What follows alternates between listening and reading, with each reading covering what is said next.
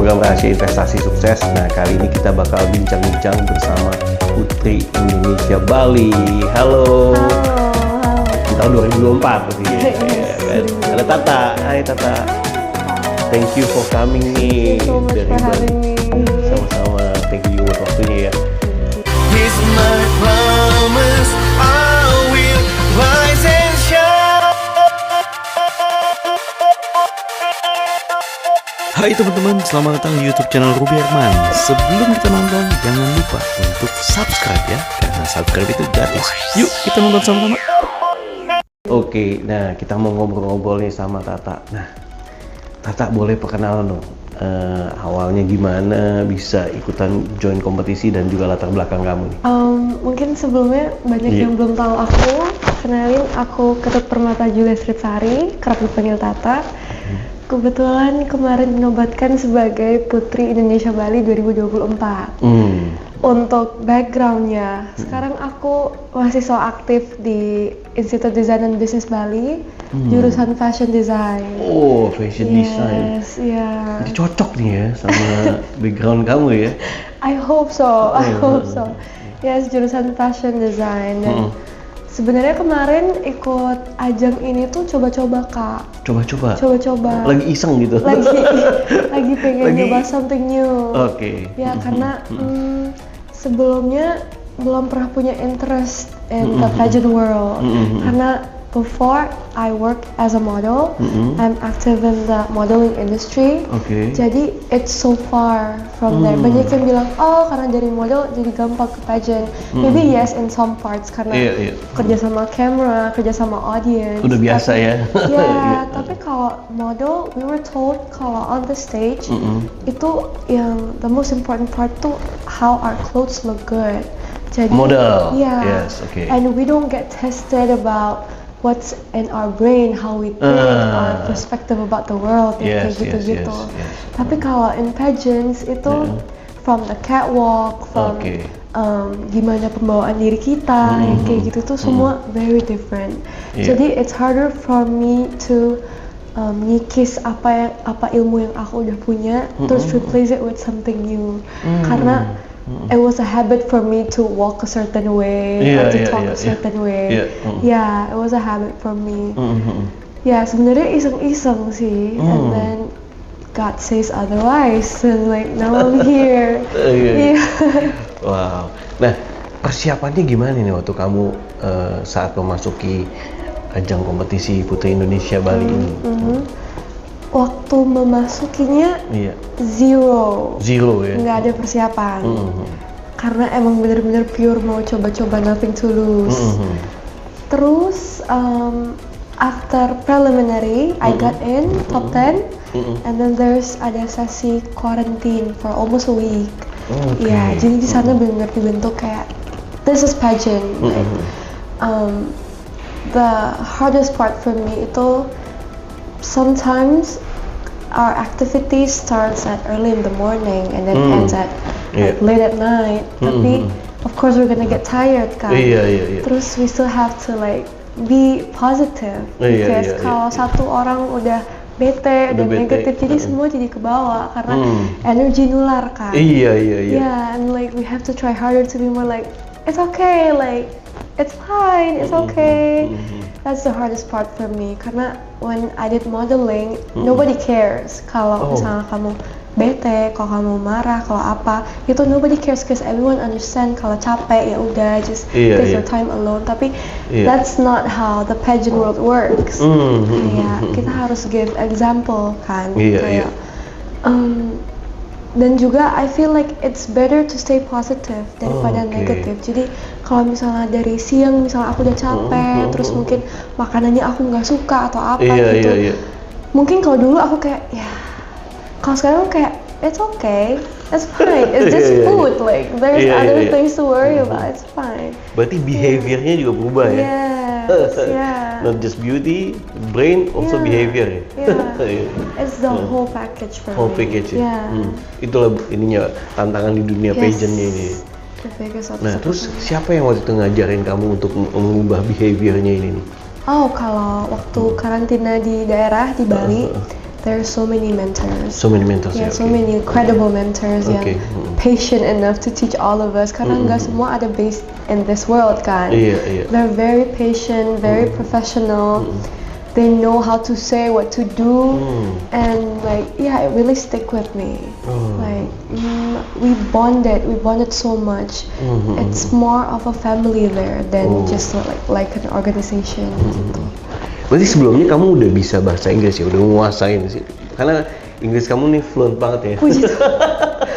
Thank you so much. Iya. Iya, karena di rumah juga kadang-kadang ngomong pakai bahasa Inggris. Karena I've always been taught by my parents it's better to nguasain more than one language. Iya, iya. Gitu. Aku sih baru bisa bahasa Inggris, but hopefully in the future I can learn more. Learn more. Selain bahasa Inggris, bahasa apa lagi? Bahasa Bali. Pastinya dong. Iya dong, dari Bali. Dari Bali sih, pastinya dari Bali. Bahasa Bali. Terus apa lagi? dong. Selain itu? Itu aja. Itu aja ya, mantap. Bahasa Indonesia, Oke. bahasa Inggris, bahasa Bali. Nah, kalau kamu passionnya apa sih? Passionnya. Passion. I'm passionate. Kalau passion, maybe I love music. Yes, I love music. I love Playing music exploring. or- Oh, I used to play violin. Violin. Yeah, now I'm picking it up again, but like I have to start over. Iya. I used to play violin and guitar. Yeah, and now I'm picking up violin again. But like for right now, I'm very passionate about karena now I have a platform. Jadi Yang Putri Indonesia, Putri Indonesia Bali. Bali. Ya. Jadi I feel like my voice, I need to really use my voice for the people of Bali. Karena I'm also advocating for sustainable tourism in Bali. Oke. Yeah, so Can I'm you explain very, it? Oh Yeah. yes, sustainable tourism in Bali itu it's very needed right now karena Bali itu our biggest problem itu overpopulated. Ya, karena bukan yang tinggal di Bali tapi yang datang yang ke datang Bali ke ya. Bali. Jadi udah mulai traffic, Iya. udah mulai kayak gitu-gitu. Banyak juga tourist yang mengabaikan aturan-aturan di Bali. Oke. Terus juga the second biggest problem is probably waste ya, sampah. Sampahnya ya. Karena not many people know, tapi Bali juga udah rawan banjir sekarang. Gitu. Jadi I'm very passionate about my avocation, which is sustainable tourism. Karena Bali kan very dependent on its tourism. Iya. Jadi kita nggak bisa bilang kayak, oh mungkin harus nerima lebih sedikit kuota turis yang datang ke Serba Bali. salah juga ya. Iya. Apalagi sejak abis pandemi waktu itu ya, pandemi kita kan baru balik lagi. bangkit lagi kan. Iya. Yeah, maybe we can educate people that Iya. ada banyak kok tempat wisata di Bali itu yang lebih safe for the environment. Kayak banyak tempat wisata yang melibatkan 3 aspek. Yang satu, they're very safe for the animals around, for the wildlife around, kayak for the nature, for the plants. Terus mereka juga melibatkan their local communities. Jadi orang-orang yang di sekitar tempat pariwisata itu tuh juga diuntungkan. Iya, Mereka dapat betul. lapangan pekerjaan, kayak gitu-gitu. Mereka Dapat diuntungkan. penghasilan. Iya. Yes, yang kayak gitu. So like, hopefully with what I'm preaching now, Yes. many people will understand more. Kalau Bali is not just a destination, it's also a home for me, for millions. Banyak pihak yang dirugikan dengan orang-orang yang datang tanpa memperhitungkan dampak negatif apa yang mereka tinggalkan di Bali gitu. Ada nggak daerah baru yang lagi kamu campaignkan atau ini? Yes. There's this one spot, itu namanya Desa Penglipuran. Desa Penglipuran. Yes. Jadi Desa Penglipuran ini tempatnya di Bangli, berteparan di Bangli. It's one of the cleanest village in the world. Cleanest village in the world. In this whole planet. Ya. Iya. Juga dinobatkan kemarin tahun 2023 as one of the best tourism village. Jadi mereka menjunjung tinggi sustainability. Desa itu ada banyak banget hiburannya, ada tari-tarian Bali, ada. Jadi setiap rumahnya itu ada pakem Balinya gitu, ada aturan Balinya. Semua rumahnya masih kuno, masih Bali banget. Terus the staffs there pekerjanya itu orang-orang di desa itu sendiri. Gitu. Jadi orang di desa diuntungkan, banyak wisatawan yang datang beli merchandise di sana, orang-orangnya juga yang diuntungkan, dan juga because they're very clean, the nature there is very well kept. Bener-bener dijaga banget. Mereka menjunjung tinggi itu karena juga di Bali we are high on our religion gitu. Jadi di situ juga diajarkan kalau di Hindu Bali tuh ada ini, ada pura ini, gini cara kita sembahyang.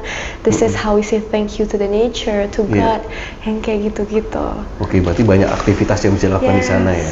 Kalau pemandangannya sendiri, pemandangannya nggak usah ditanya sih Kak. Cause it's udah jarang banget ngelihat satu desa itu bener-bener pure Bali kuno. There's nothing modern there. Maybe only light ya. The difference itu sekarang ada lampu and there's wifi. Karena kan not everyone is fortunate, banyak yang turis dari international dan yang wifi kayak gitu-gitu.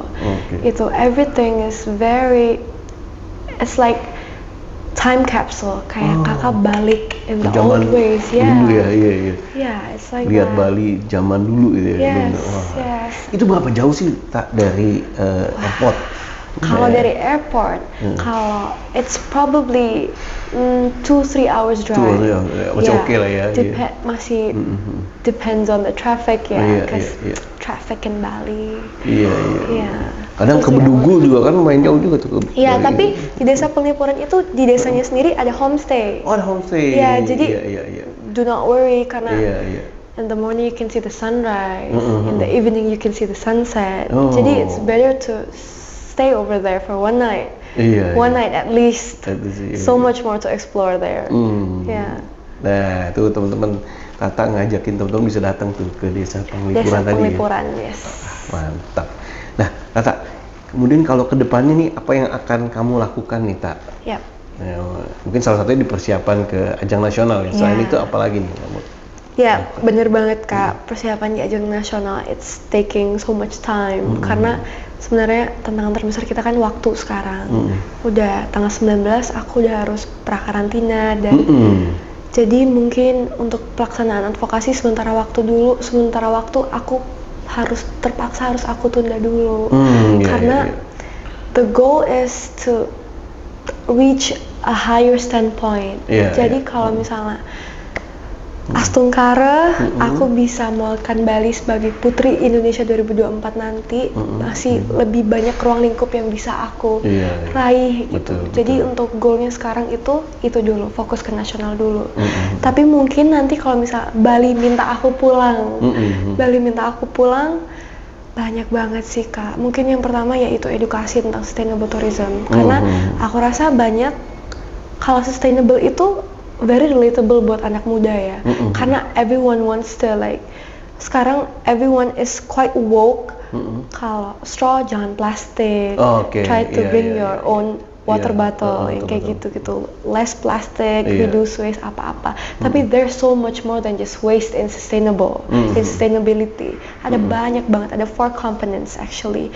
There needs to be sustainability in management, there needs to be sustainability in social economy, in environment of course, especially in Bali or Indonesia, it's the culture.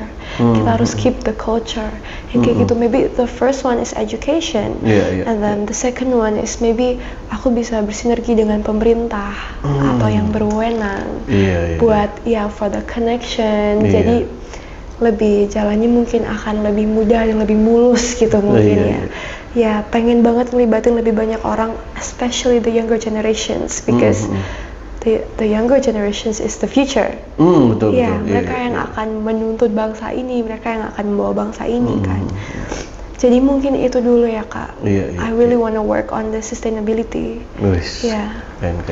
Nah, aku mau tanya nih pertanyaan terakhir nih, apa yang menjadi kamu punya core value ataupun jadi kayak rahasia sukses kamu nih?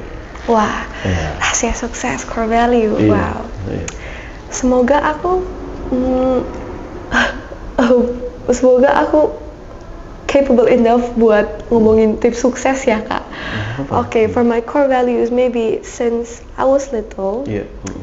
itu I was always taught atau I was always surrounded by these local communities in Bali. Oke. Karena we are very tight. Iya, iya. We are very tight. I was always taught that attitude is number one. Attitude is number Yeah, one. your behavior is number one. Mhm. Yang lain tuh belakangan. Karena yang pertama tuh sopan santun. Indonesia, sopan santun. Bener. Ya.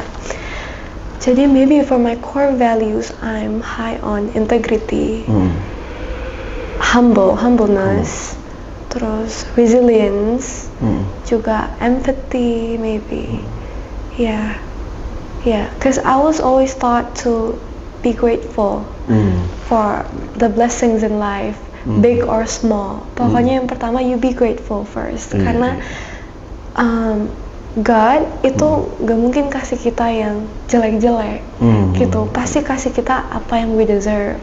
Jadi kalau kamu dapatnya sedikit, just wait, you don't know what else He's planning for us nanti gitu. Maybe I'm high on being grateful, grateful for what I have now, for what I have been through. Dikasih cobaan, just be grateful for it gitu. It's the process of you being your better version of yourself, right?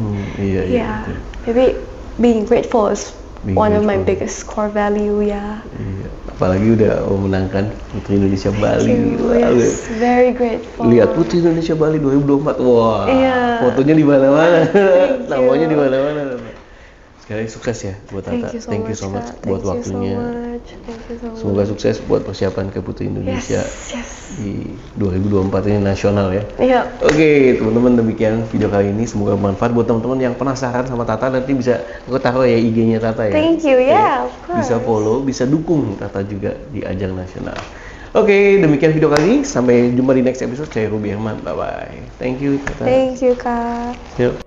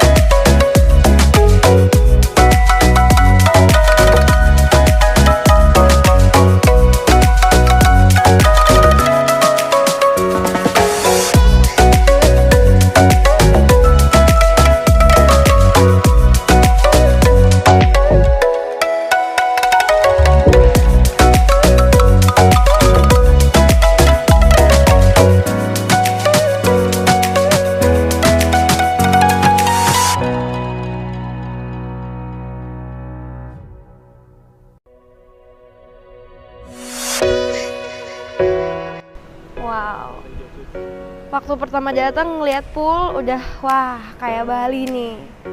Jalan lagi ke sini, jalan sedikit, and I see sands. Oh my god, I miss the beach.